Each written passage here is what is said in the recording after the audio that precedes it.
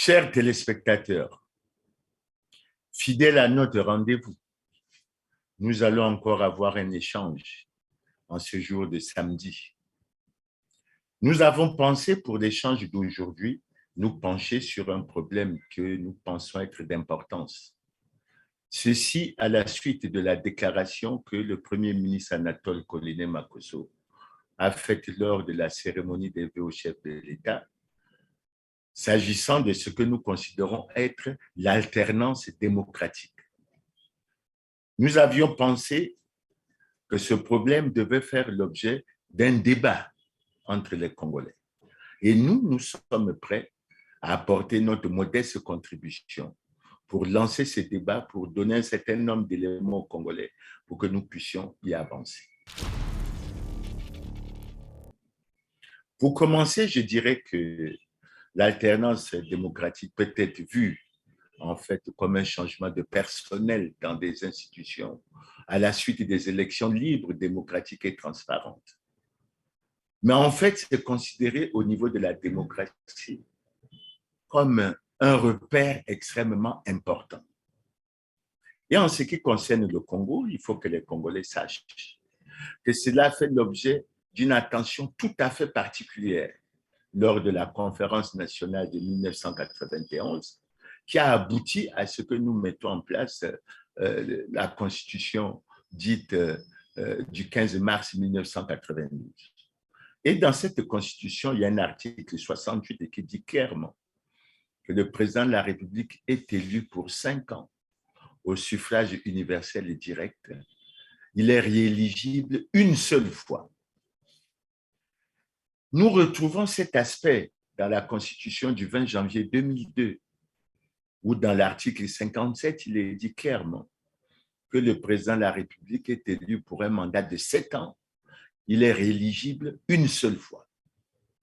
Donc, nous voyons bien que le décor a été bien planté parce que, au vu de l'expérience, de l'histoire de notre pays, on a pensé qu'en acceptant le multipartisme, mais sinon la démocratie, il fallait que nous allions à des passations paisibles de pouvoir, que nous réglions ces problèmes dans la paix, dans le calme, dans la sérénité, etc. Et que nous avancions. Mais finalement, qu'est-ce qui s'est passé en ce qui concerne notre pays? Ce qui s'est passé, c'est que lorsqu'on a procédé au vote par rapport à la Constitution du 20 janvier 2002, lorsqu'on est arrivé dans les années 2014, il y a un problème qui s'est posé. Et on a fait apparaître une notion de révision, sinon de changement de Constitution pour un 3e mandat. Parce que, semble-t-il, des projets n'étaient pas achevés, parce que, semble-t-il, il y avait un certain nombre de choses à faire. Tout ceci en ignorant une notion fondamentale essentielle, c'est la continuité de l'État. Et puis finalement, les gens ont mené les démarches pour que nous allions au changement de constitution. C'est un épisode assez sombre de l'histoire politique de notre pays et nous avons une pensée particulière pour les sacrifices qui ont été connus, pour la perte de vie, surtout des jeunes qui, à cette occasion, avaient fait le choix de se battre en disant non au changement de constitution. J'ai fait partie de ceux qui s'étaient opposés à ce changement pour des raisons tout à fait objectives. La première raison pour laquelle nous nous opposions à ce changement de constitution, c'était que la constitution du janvier 2020 était claire là-dessus. Et lorsqu'on relit l'alinéa 3 de l'article 185 de cette constitution, il était clairement dit que la forme républicaine, le caractère laïque de l'État et le nombre de mandats ne pouvaient pas faire l'objet d'une quelconque révision. Le deuxième argument que nous allons avancer maintenant, qui est intéressant du point de vue de l'histoire, lorsqu'on relit le livre de Denis Sassou Nguesso, intitulé « Parler vrai pour l'Afrique », à la page 90, le journaliste lui a posé la question, après avoir qu'il ait répondu à d'autres questions. Et cette question était claire. On lui demandait, si on comprend bien, si vous êtes réélu en 2009, ça sera votre dernier mandat. Et sa réponse a été très claire. Il a dit, effectivement, ça sera mon dernier mandat, parce que la Constitution stipule clairement que le président de la République ne peut effectuer plus de 2 mandats. Et par la suite, nous avons découvert à travers les livres de Jean-Louis Debré, ancien président du Conseil constitutionnel de la France, que les gouvernements, pour essayer de voir comment on pouvait modifier la Constitution pour permettre au président Sassou de se maintenir au pouvoir. Et dans son livre, il décrit clairement qu'il a relu le texte de notre Constitution. Et sa réponse a été claire.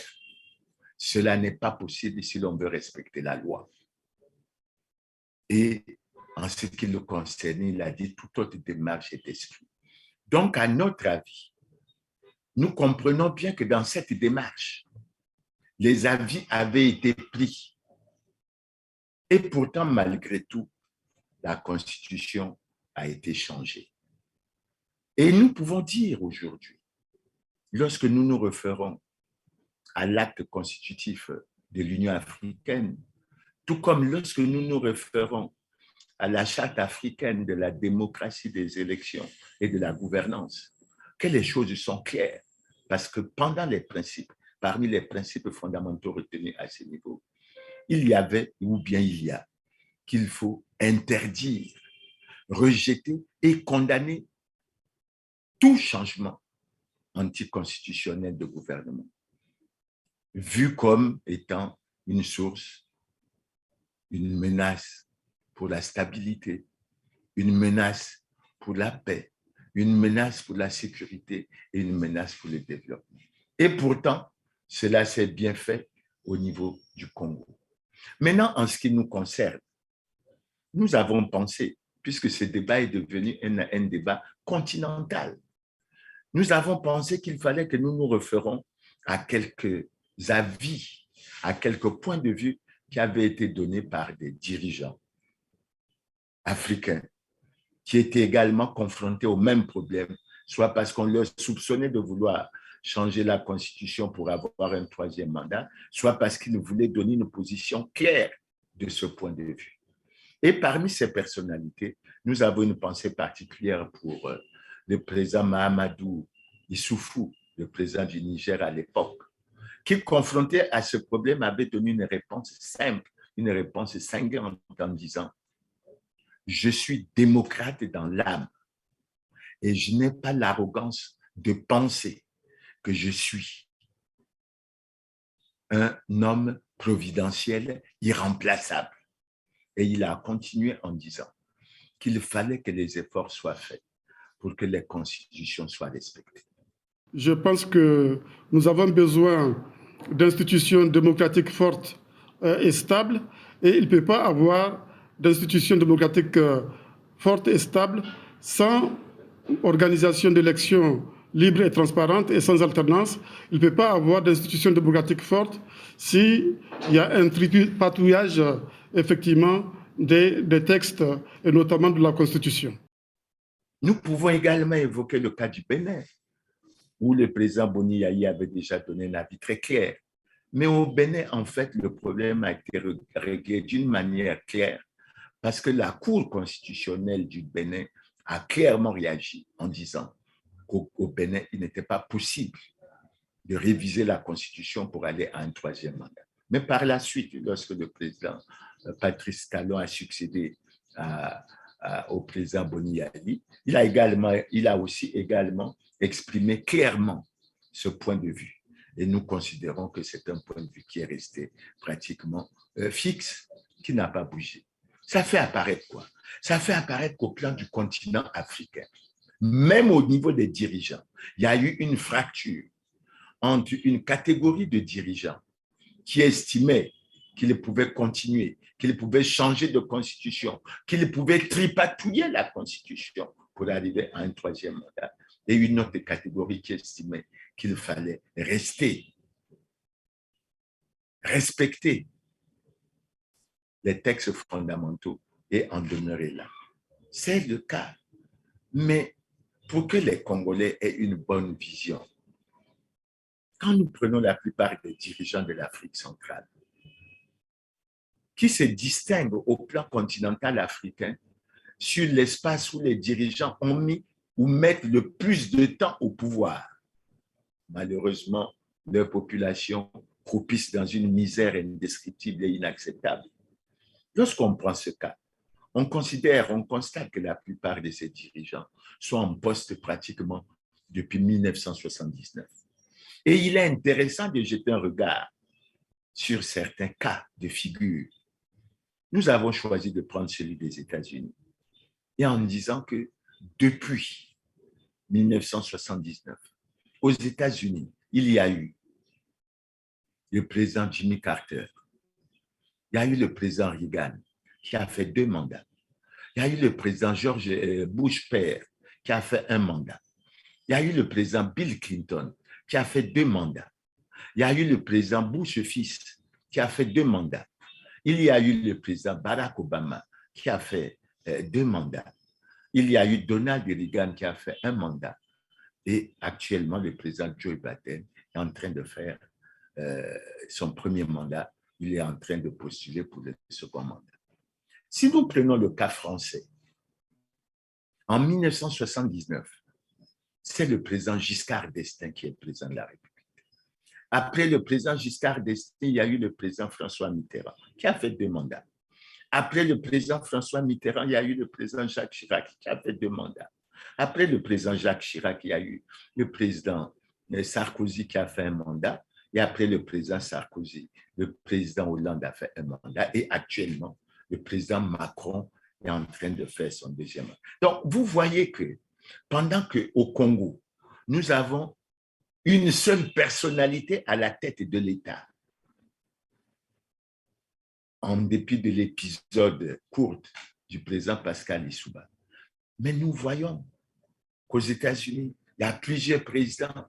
Aux États-Unis, il y en a 4 qui ont fait pratiquement 2 mandats et 3 qui n'en ont fait qu'1. Ça fait pratiquement 7 présidents. En France, il y en a eu pratiquement 5 ou 6. 2 ayant fait 2 mandats. Mais au Congo, nous ne sommes qu'à une seule personnalité. Je mets la parenthèse du président Lissouba, je la mets bien entre parenthèses. Ce qui fait que nous arrivons, le Congo est l'un des pays où une personnalité peut rester plus de 30 ans au pouvoir. Ce qui est, de mon point de vue, un refus à l'alternance démocratique. Et ce n'est pas une chose extrêmement intéressante, puisque même dans les faits, on le sent au plan démocratique. Et on sent que la démocratie perd une certaine vitalité et on devrait pratiquement y penser. Maintenant, au-delà de ça, regardons l'évolution du débat. Le débat a évolué. En Afrique, le débat a évolué avec les événements qui se sont passés en Afrique de l'Ouest. Et on est arrivé à la conclusion qui a été acceptée au cours d'un sommet de l'Union africaine, selon laquelle les changements anticonstitutionnels, enfin les changements de constitution, changements anticonstitutionnels de gouvernement n'étaient rien d'autre que des coups d'État.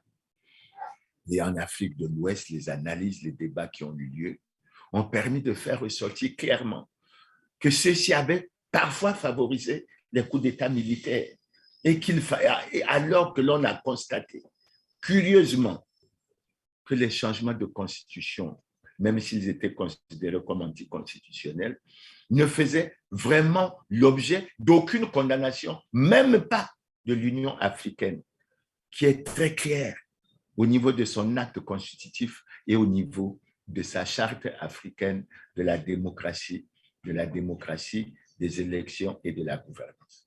Et on continue. Mais par la suite, qu'est-ce qu'on a vu? Par la suite, on a assisté à des réactions. Une des réactions les plus remarquables, c'est à la 78e session de l'Assemblée générale des Nations unies, où le président Mamadi Doumbouya, président de la transition de la Guinée, a fait une sortie où il a fait apparaître clairement qu'il n'y avait pas comme putschistes que ceux qui prenaient les armes pour renverser un régime. Et il a notifié clairement que les plus nombreux qui ne font l'objet d'aucune condamnation, mais ce sont ceux-là qui tripatouillent les constitutions pour demeurer éternellement au pouvoir.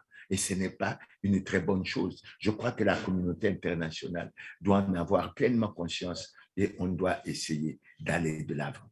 Donc, dans cette évolution du débat, il est déjà apparu clairement que les changements de constitution sont des coups d'État.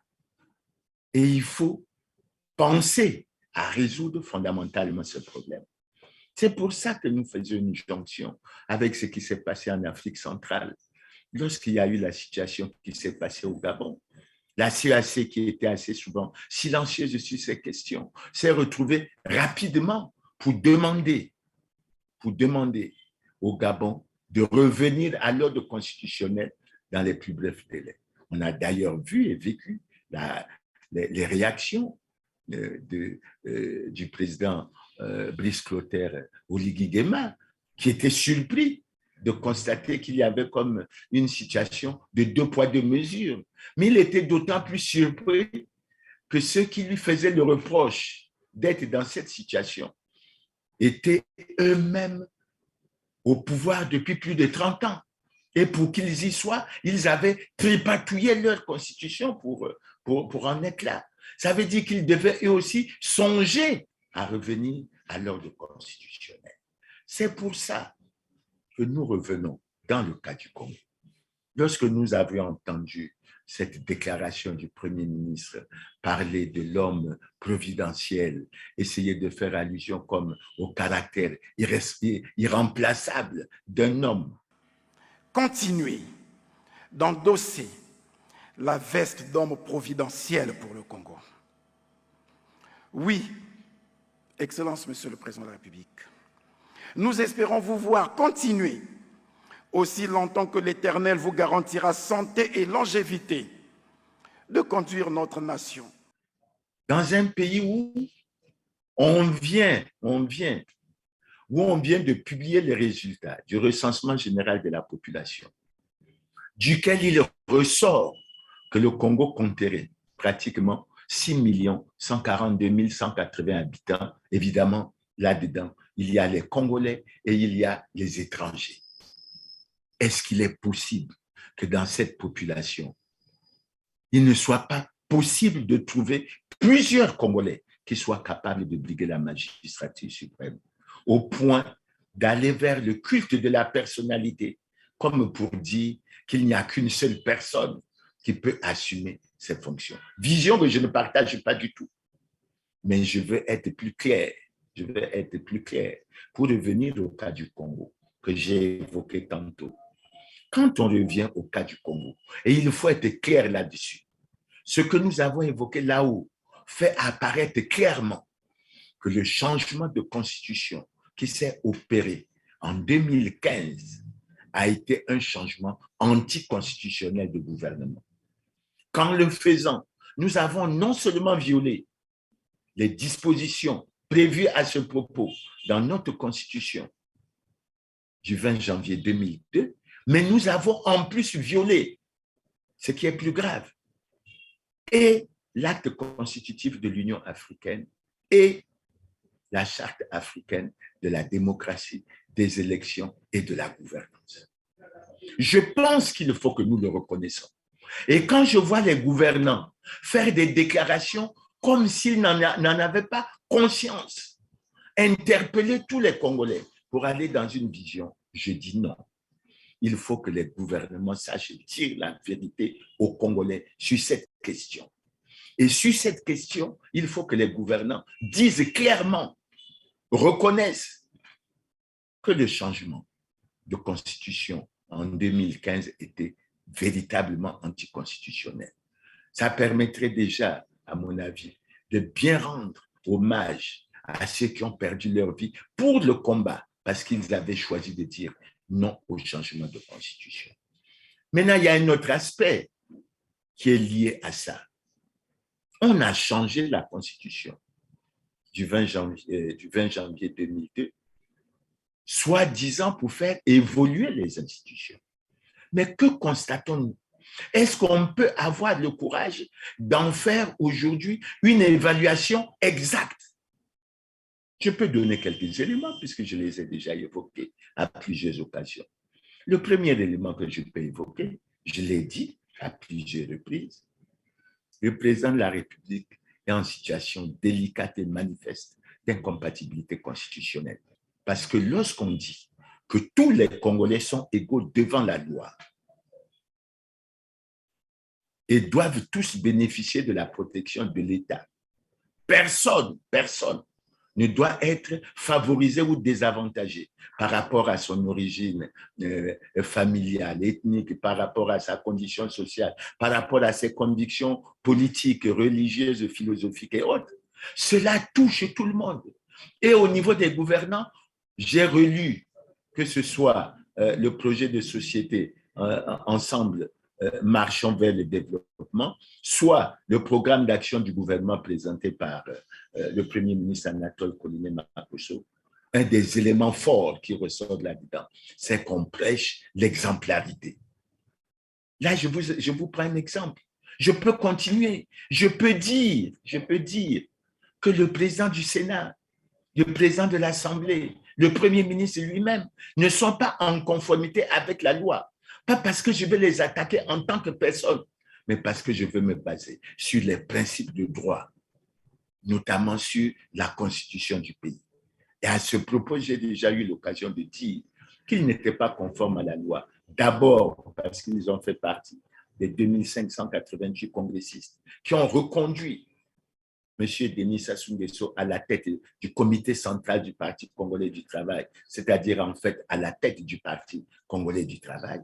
Et ensuite, j'ai fait ressortir qu'ils n'ont jamais déclaré, et leur parti également n'a jamais fait l'effort pour qu'ils déclarent leur patrimoine conformément à la loi. Mais ça, ce ne sont que deux aspects qu'on peut soulever de façon rapide et avancée. Mais avant de terminer, je vais énoncer aussi clairement, je l'ai dit de façon assez nette, le Parti congolais du travail n'est pas en conformité avec la loi. Et si le Parti congolais du travail n'est pas en conformité avec la loi, surtout parce qu'il a entre autres violé l'article 26 de la loi relative aux partis politiques, mais il faut relire cette loi pour se rendre compte que l'article 31 prévoit des sanctions. Et il est clairement dit qu'en cas de violation de la loi par un parti politique ou un groupement de partis politiques ou de troubles à l'ordre public, le ministre chargé de l'administration du territoire suspend ce parti. Et jusque-là, nous avons toujours dit, et nous le redisons, que cela n'est pas fait. C'est pour ça qu'avant de terminer, je dois dire, interpeller les gouvernants, interpeller le Premier ministre, en disant que sa responsabilité première, c'est de faire respecter la loi. S'agissant de la situation des gouvernants, je rappelle que j'ai introduit en juin 2020 un recours sur cette situation. La Cour constitutionnelle s'est prononcée, s'est déclarée incompétente, mais a choisi de transmettre ce dossier au président de la République, au président du Sénat, au président de l'Assemblée nationale, au Premier ministre, au ministre de l'Intérieur, au ministre de la Justice. Et depuis cette date, aucune solution n'est trouvée. De sorte qu'il faut que les Congolais sachent que depuis 2002, et ce n'est pas une attaque personnelle que je fais, mais c'est une lecture de droit. Depuis 2002, le président Denis Sassou Nguesso n'a pas respecté le serment qu'il a prêté, entre autres, de respecter et de faire respecter la Constitution. Et ça, c'est une situation qui doit préoccuper les Congolais, préoccuper les gouvernants. C'est pour ça que je vais terminer en disant, chers téléspectateurs, chers compatriotes, nous avons adopté des lois, c'est pour les respecter, c'est pour les appliquer. Et moi, je pense que nous aurions choisi la mauvaise voie si nous ne respectons pas l'alternance démocratique. L'alternance démocratique, ça permet que le pouvoir change de main, mais ces mains peuvent se changer au sein d'un même parti politique, comme elles peuvent aller entre les mains d'un autre parti politique. Si nous voulons dire et clamer haut et fort que nous sommes des démocrates, il faut que nous sachions que la démocratie a des principes universels qu'il nous faut respecter. et nous n'allons pas y échapper. C'est pour ça, par rapport à l'appel que le Premier ministre a lancé, j'ai jugé bon de saisir la balle au bon, de lancer ce débat sur les problèmes de l'alternance démocratique, mais surtout de dire que les gouvernants doivent prendre conscience qu'en 2015, le Congo a procédé à un changement anticonstitutionnel de gouvernement.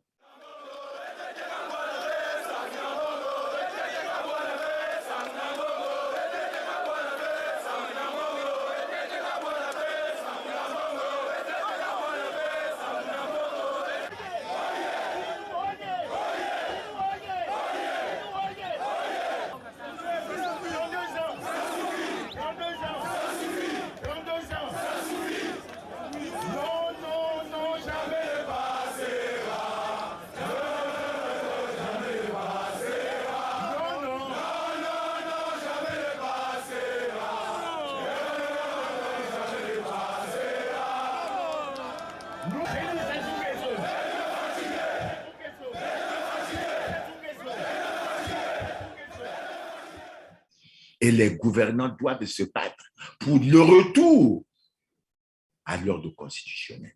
Et ce retour à l'ordre constitutionnel est clair. Quand on raisonne comme moi, je donne mon point de vue, quand on raisonne comme moi, ça veut dire en termes clairs que le président Sassou, qui a reconnu lui-même dans son livre « Parler vrai pour l'Afrique », qu'un président ne peut effectuer plus de 2 mandats, il doit se rendre compte à l'évidence que le respect des dispositions de ces textes, le respect de la Constitution amène à dire qu'il ne peut pas être candidat à l'élection présidentielle en 2026. C'est peut-être une interprétation fausse du droit que j'ai fait, mais moi j'en suis fermement convaincu. Ce qui ne veut pas dire que le parti auquel il appartient, que la majorité présidentielle qui le soutient, ne pourra pas avoir la possibilité, bien au contraire, ça sera la porte qui sera ouverte et que les bruits qu'on entend sur l'éventuelle succession, tout ça, qu'on ne pense pas que ça se règle dans les chambres, etc., mais que ce soit les Congolais qui soient appelés à régler ce problème et que nous allions de l'avant.